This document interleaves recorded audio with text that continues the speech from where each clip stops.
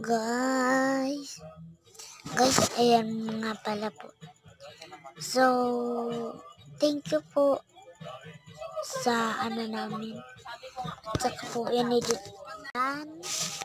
At saka may dumating nga pala sa amin ng bagong dating. At saka sandals po yan na kulay puti, yung nakakulay pink, di ba?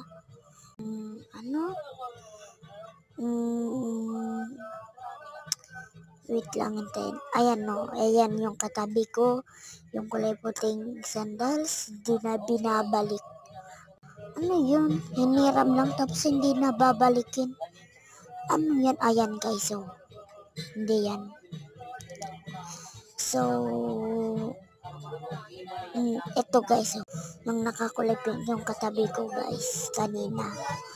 Yung ko, bunso nga pa namin. Salamat.